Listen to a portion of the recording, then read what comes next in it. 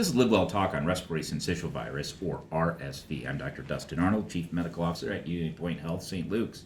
Joining me today is Dr. Marie Alwis, pediatrician at UnityPoint Clinic Pediatrics, Cedar Rapids. And today we'd like to educate parents and the public on the signs and symptoms of RSV, how to care for your child, and when to see the doctor. Okay. Welcome. Hi, thank you for having me I think here. this is the first podcast, right? Yeah, I haven't done a podcast. Yeah. I have not And we done. came over, we're on the road. We came Okay. over to this makeshift studio in the pediatric building to get your insight on RSV. Okay. People are starting to throw around the term triple-demic with RSV, COVID, and influenza. I think it's a little early for that moniker, but definitely the RSV is picking up. And so just tell us what you're seeing. What is RSV? Let's start off Okay. with. So RSV is a virus that even adults can have RSV, but typically we see it in the younger population because they become more symptomatic with it.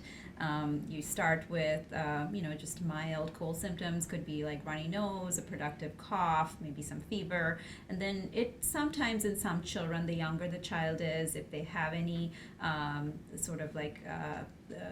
previous health conditions, or if they were preemie, it could turn into more respiratory distress, wheezing, difficulty breathing, and it does follow a certain pattern where usually by day 4 to day 7 is kind of the worsening of that, and you see a lot of the respiratory difficulty breathing type of symptoms around that time frame. So so that is what we typically see with RSV in younger kids. Sometimes with RSV we do end up hospitalizing. It is also quite a common cause of hospitalizations in young children during the winter months. It causes a condition called bronchiolitis, which is that wheezing component that we do see. Sometimes there is also correlation. If you've had RSV, maybe you're at a slightly higher risk of getting asthma in the future, but that's not with every child. Fever? The kids have They fevers? can have fever. They can, if you were if you were fighting off any illness, but that is not typically the telltale sign of RSV. We do have a lot of children who most likely have RSV who we don't even see in the office just because their symptoms are so mild and it looks like a common cold. And that would be true for adults as well. But if you're talking about the very young and then on the opposite spectrum, the very old, it certainly can cause bronchiolitis, which is that inflammation of the lung tubes, which causes that wheezing, difficulty breathing component like you would see in an asthmatic. But unlike asthma, which you could treat with things like albuterol or other medications, RSV you cannot. And that's what ends up some of these children in the hospital if their breathing is compromised and if their oxygenation is compromised. Yeah, I don't think a lot of people appreciate that albuterol, the asthma medication that people might know of, steroids. Yes. They're really not recommended in RSV, are they? No, typically not. Occasionally, if we have a child with recurrent history of wheezing or there's a strong family history of asthma, we may consider trying albuterol in the office setting and then may consider that. But as a treatment for RSV, that is not standard of care. In fact, there are some studies that show if you do add on oral steroids, it can prolong the illness too. So that is not a treatment that we typically use with RSV either. So. What is croup? So croup is typically caused by parainfluenza virus, but we were seeing cases of the Omicron coronavirus causing croup-like symptoms. Croup causes inflammation of more of the upper airway, which results in what we call stridor. Stridor sounds different from wheezing. It's more high-pitched. You can kind of hear it across the room. It's a croupy cough. Yeah, or you'll notice that barky kind of cough or that kind of very noisy kind of breathing that you will hear. And that is treated differently, and that is more of an upper airway issue, whereas RSV is more of a lower airway issue. So it's in the community.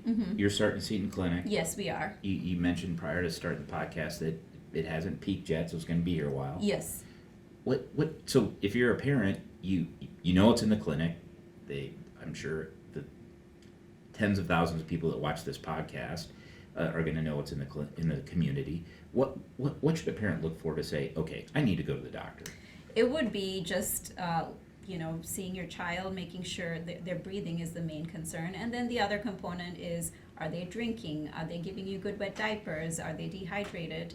But the breathing is, I would say, the number one reason we see babies and very young children here. So if you notice that there's sucking in between the ribs, sucking in between the belly, you're noticing what we call head bobbing, those would be signs that yes, our breathing is starting to become more compromised and labored, and then yes, you would need to be seen right away in those cases. That being said, there are some children that they come to the office, they do have a little bit of, the difficulty breathing, but they don't quite qualify to be hospitalized. They're still in that mild category, so but you wouldn't know unless you came to the office and decided, okay, is this a child that needs to be hospitalized versus not? But we do counsel parents that it does peak from day 4 to day 7. So once you're past that point, typically the breathing, the wheezing, that should slowly resolve, and you might have just this residual cough that can last for even longer. But the breathing part is the main thing that parents should monitor and bring their child to the pediatrician. Because I'm an adult doctor, but those little kids, they breathe like 60 times a minute, right? Yeah, depending on the age. So the breathing rate of a child will totally depend on how young they are. So if they're an infant, their breathing rate is, a little faster than a toddler or an older child. So it varies, so from child to child. Is it, yeah, because, adults 12 to 20. Yes. Is there an age where you clinically are like, a little too old for RSV, I'm going to start thinking about something else? Is there a certain age where it drops off? So I would say we don't routinely check like older children for RSV. Typically, like if they're 3-4 years of age, we might find RSV if we are, let's say, doing a full panel, let's say for a fever workup or an ongoing cough or something of that nature. So as far as, older kids, they will have RSV, but it looks more like a cold in most older kids. They're just, okay, that makes sense. Bigger bronchial tubes, so Yeah, they don't yeah. close off as quickly. We probably should mention, just from a standpoint of antibiotic stewardship, that antibiotics, They don't work for RSV, Yeah, no. that's, So RSV is a virus, so a lot of what we do is very supportive care. And the thing about RSV sometimes is I can see a child in the clinic and they look okay.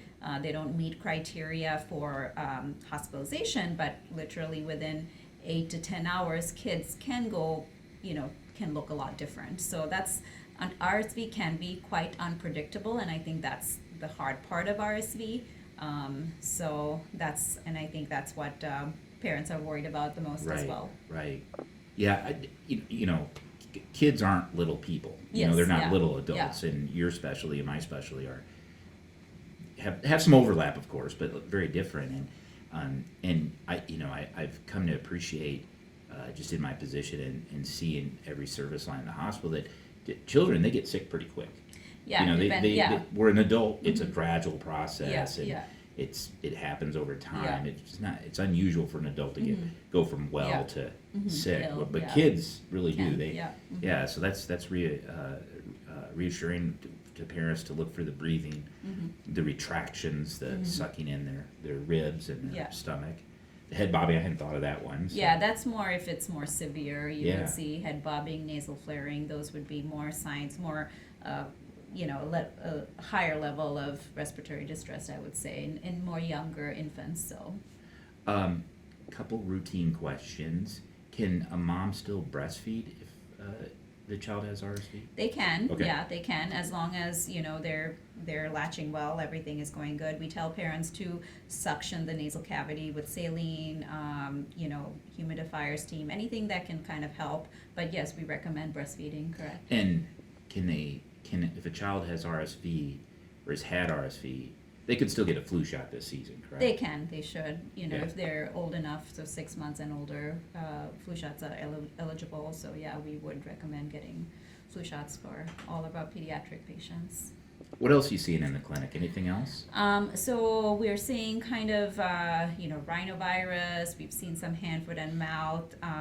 We've seen some smattering, a few cases, 1 or 2 cases of like influenza, but not a huge deal. We've had 4 so far this season of influenza. So that's pretty low. All influenza A. Yes, we haven't seen any influenza B.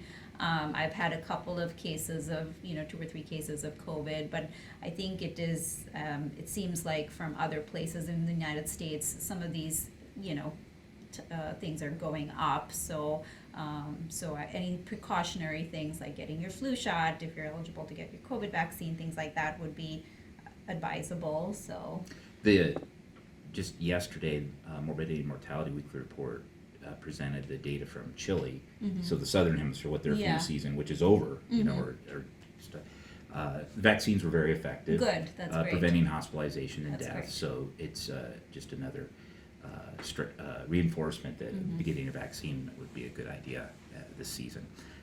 Dr. Alwis, thank you for joining me. Thank you. Wasn't so bad, was it? No. You did great. This has been great information. Once again, Dr. Marie Alwis, pediatrician at UnityPoint Clinic Pediatrics, Cedar Rapids. For all the latest news and information, visit unitypoint.org.